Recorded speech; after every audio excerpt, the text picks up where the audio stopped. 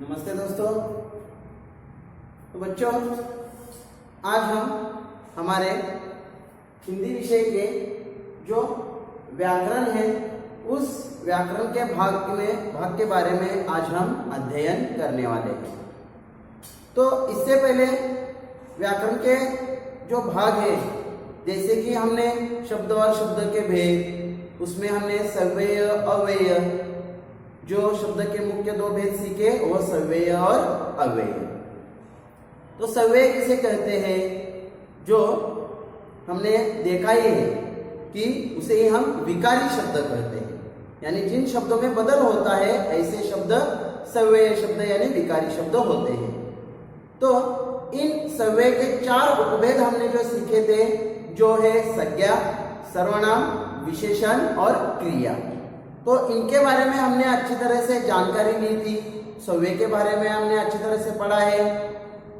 आज हम जो क्रिया का भाग सीख रहे हैं, उस क्रिया के भाग में जो क्रिया के काल है, यानी उसे हम काल परिचय कहते हैं। तो जैसे कि मैंने आपको कहा है कि भाषा विषय को अच्छी तरह से सीखने के लिए हमें उसका व्याकरण समझना और जानना बहुत ही महत्वपूर्ण और जरूरी होता है। तो उसी दृष्टि से जो आज हम व्याकरण का जो भाग सीख रहे हैं वह है काल परिचय। तो काल यानी क्या, जिसे ही आप अंग्रेजी में टेंस कहते हैं और मराठी में काल कहते हैं, तो उसे हम हिंदी में काल कहते हैं।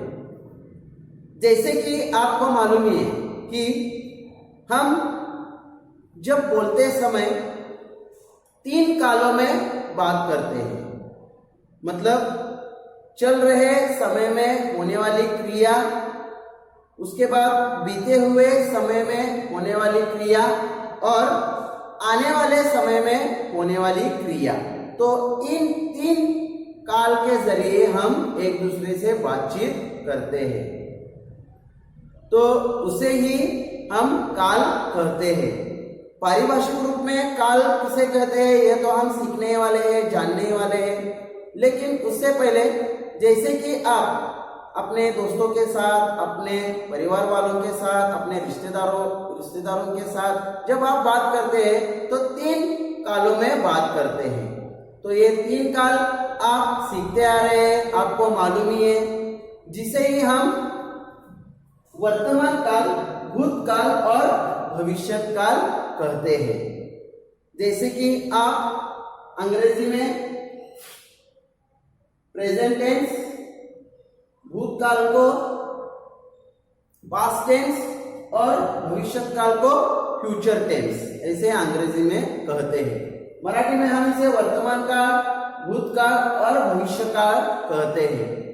तो ये काल के तीन मुख्य भेद हैं, जिसका अध्ययन, जिसकी पढ़ाई आज हम करने वाले हैं। बहुत ही आसान है। जब आप बात करते समय देखो, जैसे मैं आपके सामने बात कर रहा हूं तो मैं उन कालों के जरिए मैं बात कर रहा हूं। जैसे मैं वर्तमान काल के वाक्य बोलता हूं, भूतकाल के वाक्य बोलता हूं और भविष्य काल के वाक्य भी बोलता हूं।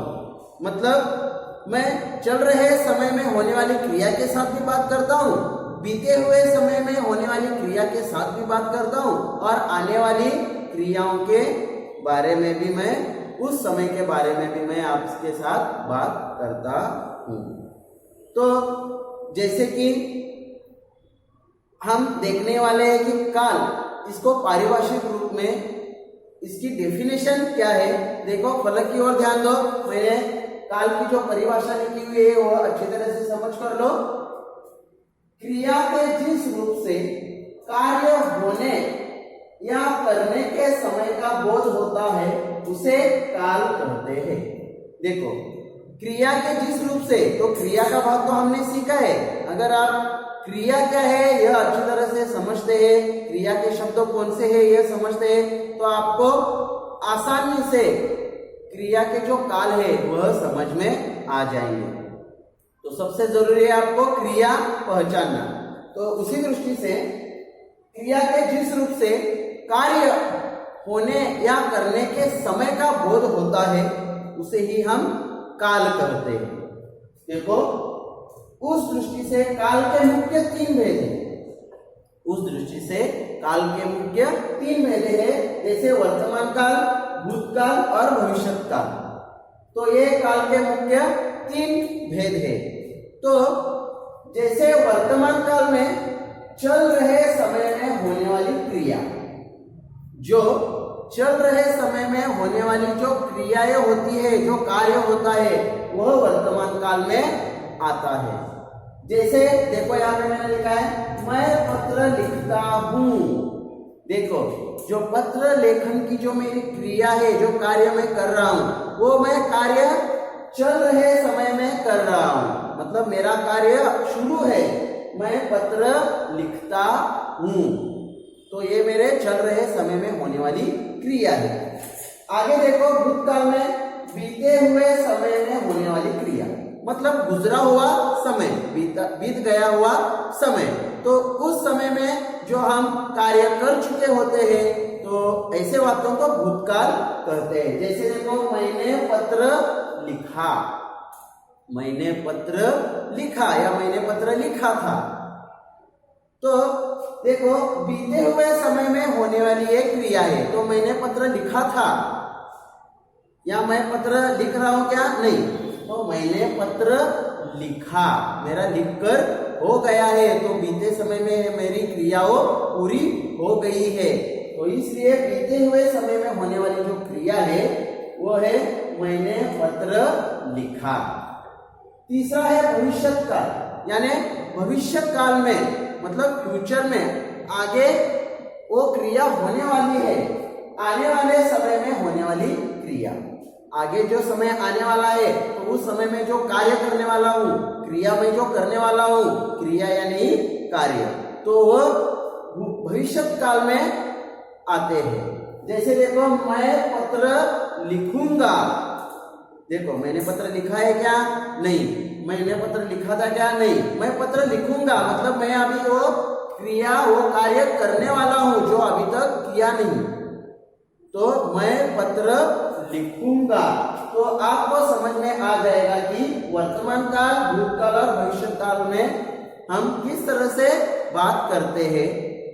तो आपको अच्छी तरह से समझ में आ गया होगा कि वर्तमान काल में हम जो कार्य हम करते हैं, चल रहे समय में जो हम क्रिया करते हैं, तो उसे वर्तमान काल कहते हैं। और जो भूतकाल है, तो बीते हुए समय में, जो गुजरा हुआ समय है, जो बीत गया हुआ समय है, उस काल में जो हमने क्रिया की हुई है, तो वह भूतकाल में आते हैं।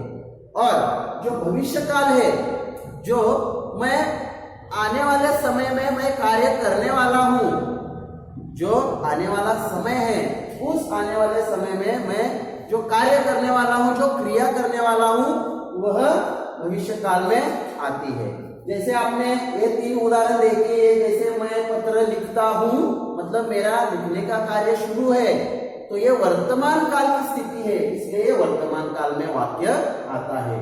दूसरा, मैंने पत्र लिखा, मैंने पत्र लिखा था, मैंने पत्र लिखा, मेरा पत्र लिखकर हो गया है, मतलब वह बीते हुए समय की क्रिया है, तो इसलिए ये भूतकाल में वाक्य आ जाएगा। तीसरा है मैं पत्र लिखूंगा, मैंने पत्र अभी तक लिखा नहीं है या मेरा लिखकर हो भी नहीं गया है, मैं पत्र लिखूंगा, तो मेरी यह क्रिया अभी तक हो नहीं है, जो मैं क्रिया आने वाले समय में करने वाला हूं। तो जो आने वाले समय में होने वाली क्रिया होती है, जो कार्य होते हैं, वो ऐसे वाक्य हम भविष्य काल में बोलते हैं। तो जैसे कि आप देखते हैं कि जो काल के मुख्य तीन भेद है, वर्तमान काल, भूतकाल और भविष्य काल, तो इनके भी तीन तीन उपभेद है, वो तो हम अगली तासिका में सीखने ही वाले हैं। लेकिन सबसे पहले आपको वर्तमान काल, भूतकाल और भविष्य काल, यह आपको समझना बहुत ही जरूरी है। तो जैसे कि इन तीन तीन कालों के फिर से तीन तीन उपभेद पढ़ते हैं, सामान्य, पूर्ण और अपूर्ण। जैसे वर्तमान काल के सामान्य वर्तमान काल, पूर्ण वर्तमान काल और अपूर्ण वर्तमान काल। भूतकाल के सामान्य भूतकाल, पूर्ण भूतकाल और अपूर्ण भूतकाल। और उस वैसे ही भविष्यकाल के भी सामान्य भविष्यकाल, पूर्ण भविष्यकाल और अपूर्ण भविष्यकाल, ऐसे तीन तीन उपभेद पढ़ते हैं। ये तो हम अगली तासिका में अच्छी तरह से सीखने ही वाले हैं। लेकिन जैसे मैंने कहा उससे पहले आपको वर्तमान काल, सामान्य भूतकाल और सामान्य भविष्यकाल, इनके वाक्यों को आपको समझ लेना बहुत ही महत्वपूर्ण है। देखो जैसे मैंने आप यहाँ पे एक ट्रिक बताई है, अगर आप एक ट्रिक ध्यान में रखते हो तो आपको कोई भी वाक्य हो, चाहे वो वर्तमान काल का है या भूतकाल का है या भविष्यत काल का है, यह आप अच्छी तरह से समझ पाएंगे, अच्छी तरह से ढूंढ पाएंगे। देखो कोई भी वाक्य हो तो उस वाक्य में अगर आप एक ट्रिक याद में रखते हो तो आपको अच्छी तरह से याद में रहेगा कि सामान्य वर्तमान काल का वाक्य कौन सा है, सामान्य भूतकाल का वाक्य कौन सा है और सामान्य भविष्यकाल का वाक्य कौन सा है। जैसे देखो वर्तमान काल में क्रिया को ता, ती, ते और है, हूं आता है। वर्तमान काल के वाक्य जो होते हैं, उस वर्तमान काल के वाक्य में जो क्रिया होती है, क्रिया का भाग तो हमने सीखा है, तो जो क्रिया होती है उस क्रिया को ता, थी, थे और है, हूं आता है। जैसे देखो यहाँ पे जो वर्तमान काल का वाक्य है, इसमें क्रिया कौन सी है, लिखने की। क्रिया कौन सी है, लिखने की। देखो क्रिया का मूल रूप धातु लिख, इस क्रिया को मैंने ता, ती, ते, इसमें से ता लिखा है क्योंकि यहाँ पे कर्ता जो है वो पुल्लिंग है, मैं पत्र लिखता हूं, तो यहाँ पे ता यह पुल्लिंग है। अगर यहाँ पे स्त्रीलिंग होती मैं पत्र लिखती हूं, देखो ता, ती, ते। और कोई अन्य पत्र लिख रहा होता तो वे पत्र लिखते हैं, देखो है और हूं, तो क्रिया को ता, ती, ते और है, हूं आता है। जैसे देखो यहाँ पे और एक वाक्य मैंने लिखा हुआ है, मनस्वी पढ़ाई करती है। देखो क्रिया जो है पढ़ाई करने की, तो जो मुख्य क्रिया है वो करने की, तो उसको कर, इस मूल रूप धातु को ती, यह प्रत्यय लगा हुआ है और आगे है, तो क्रिया को ता, ती, ते और है, हूं। कोई भी वाक्य ले लो तो क्रिया को ता, ती, ते और है, हूं लगेगा तो वह वाक्य सामान्य वर्तमान काल में आता है। जैसे देखो और एक वाक्य मैं बताता हूं, वह गाना गाता है। तो देखो क्रिया जो गाने की है तो गाता, तो गाता को मैंने ता प्रत्यय लगाया और है, समझ में आ गया। दूसरा देखो भूतकाल, तो भूतकाल में वाक्य क्रिया पर ही खत्म होता है। भूतकाल के वाक्य ऐसे होते हैं वो वाक्य क्रिया पर ही खत्म होते हैं, उसको कोई प्रत्यय नहीं लगता है, तो वाक्य क्रिया पर ही खत्म होते हैं। जैसे देखो आपने यहाँ पे देखा जो लिखने की क्रिया है वाक्य यहीं पर ही खत्म हुआ है, मैंने पत्र लिखा, मैंने पत्र लिखा, वाक्य क्रिया पर ही खत्म।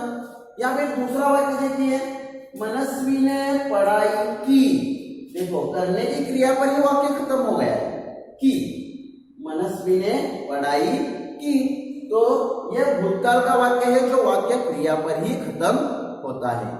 तीसरा देखते हैं भविष्यत काल। जैसे मैंने कहा कि आने वाले समय में जो होने वाली क्रिया होती है वो भविष्यत काल में आते हैं, तो भविष्यत काल में क्रिया के बाद गा, गी, गे आता है। क्रिया के बाद गा, गी, गे यह प्रत्यय लगते हैं। गा पुल्लिंग के लिए लगेगा, गी स्त्रीलिंग के लिए लगेगा और गे अन्य किसी के लिए लगेगा जब एक से अधिक हो तो, ठीक है। जैसे देखो यहाँ पे मैं पत्र लिखूंगा, देखो क्रिया को गा प्रत्यय लगाए, यहाँ पे लड़की या कोई स्त्रीलिंग लिखता तो मैं पत्र लिखूंगी, गा, गी, गे, वे पत्र लिखेंगे, तो क्रिया के बाद गा, गी, गे यह प्रत्यय आते हैं। जैसे यहाँ पे देखो मनस्वी पढ़ाई करेगी, आपको यह अपनी कापियों में अच्छी तरह से सुंदर अक्षरों में लिख कर लेना है। अच्छी तरह से सामान्य वर्तमान काल, सामान्य भूतकाल और सामान्य भविष्यत काल के वाक्य कौन से हैं यह समझ में आ जाएंगे, ठीक है। सामान्य वर्तमान काल में जैसे मैंने कहा क्रिया को ता ती ते और है हूं लगता है। और सामान्य भूतकाल में वाक्य क्रिया पर ही खत्म हो जाता है और सामान्य भविष्य काल में क्रिया के बाद गा गी गे लगता है। तो इसके वाक्य और किस तरह से होते हैं यह हम देखते हैं। ठीक है, यहाँ पे मैंने वर्तमान काल, भूतकाल और भविष्य काल इन तीनों का मैंने एक विभाजन किया हुआ है, जिससे आपको वर्तमान काल के वाक्य, भूतकाल के वाक्य और भविष्य काल के वाक्य किस तरह से होते हैं आपको अच्छी तरह से समझ में आ जाएगा। तो जैसे देखो, वर्तमान काल के वाक्य किस तरह से पहचाना है, जो मैंने आपको एक ट्रिक कहा था कि क्रिया को ता ती ते और है हूं आता है। तो देखो यहाँ पे जो मैंने 3 वाक्य लिखे हुए वर्तमान काल के, मैं खाना खाता हूं, मैं खाना खाती हूं और तीसरा है वे खाना खाते हैं। देखो क्रिया को ता ती ते और है हूं आ गया है। तो इस तरह से पुल्लिंग, स्त्रीलिंग और अन्य वाक्यों के जरिए से, मतलब बहुवचन के वाक्यों के जरिए से ता ती ते और है हूं में बदल होता है। तो यहाँ पे आप अच्छी तरह से समझ गए होंगे, मैं खाना खाता हूं, मैं खाना खाती हूं, वे खाना खाते हैं। तो क्रिया को ता ती ते और है हूं जब आता है तो वह सामान्य वर्तमान काल के वाक्य होते हैं। और देखो दूसरा वाक्य लिखा है मैंने, मनस्वी गाना गाती है, राजू गाना गाता है, पिताजी गाना गाते हैं। तो देखो यहाँ पे ता ती ते और है हूं ये क्रिया को लगा हुआ है।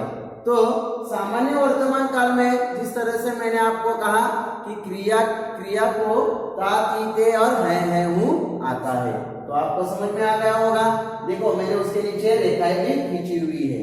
ठीक है, तो यह भी आपको अपनी कापियों में अच्छी तरीके से लिख कर लेना है सुंदर अक्षरों में।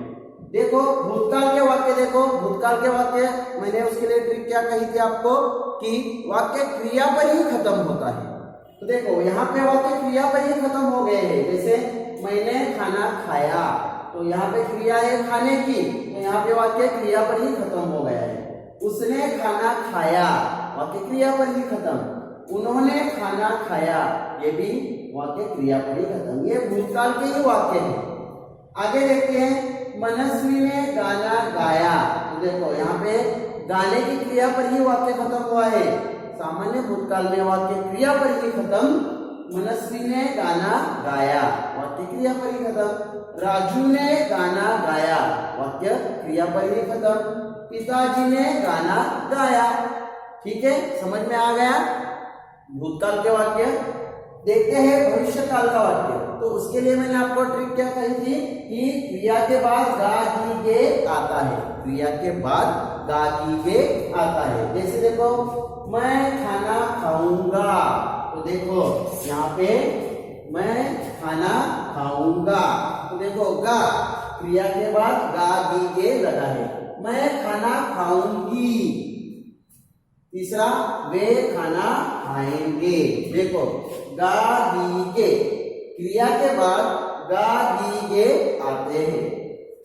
आगे देखो मनस्वी गाना गाएगी, राजू गाना गाएगा और तीसरा है पिताजी गाना गाएंगे। तो देखो गा गी गे क्रिया के बाद गा गी गे। ठीक है, तो इन वाक्यों के जरिए से, इस चार्ट के जरिए से आपको अच्छी तरह से समझ में आएगा कि वर्तमान काल में वाक्य, भूतकाल में वाक्य और भविष्य काल में वाक्य किस तरह से होते हैं। आप अगर ये 3 ट्रिक अच्छी तरह से ध्यान में रखते हो तो सामान्य वर्तमान काल का वाक्य, सामान्य भूतकाल का वाक्य और सामान्य भविष्य काल का वाक्य आप अच्छी तरह से और आसानी से और चुटकी में पहचानोगे। ठीक है, समझ में आ गया। तो वर्तमान काल में कौन सी ट्रिक है, क्रिया को ता ती ते और है हूं आता है।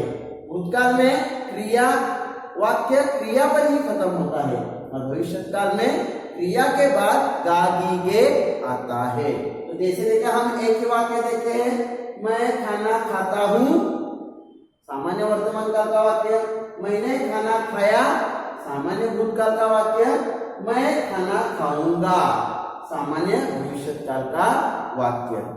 ठीक है, तो अच्छी तरह से पढ़ाई करो और ये तीन जो काल के भेद है, वर्तमान काल, भूतकाल, भविष्यकाल, उनको अच्छी तरह से पढ़ो और समझो। और ऐसे जो कोई वाक्य है तो आप बना सकते हैं, उन्हें वर्तमान काल में, भूतकाल में और भविष्यकाल में परिवर्तित कीजिए और अच्छी तरह से पढ़ाई कीजिए। ठीक है, अगली तासिका में हम सामान्य वर्तमान काल के, भूतकाल के और भविष्यकाल के, इनके जो उपभेद, तीन उपभेद पढ़ते हैं, तो उनके बारे में हम अगली तासिका में अध्ययन करने वाले हैं। ठीक है, तो अच्छी तरह से पढ़ाई करो। धन्यवाद।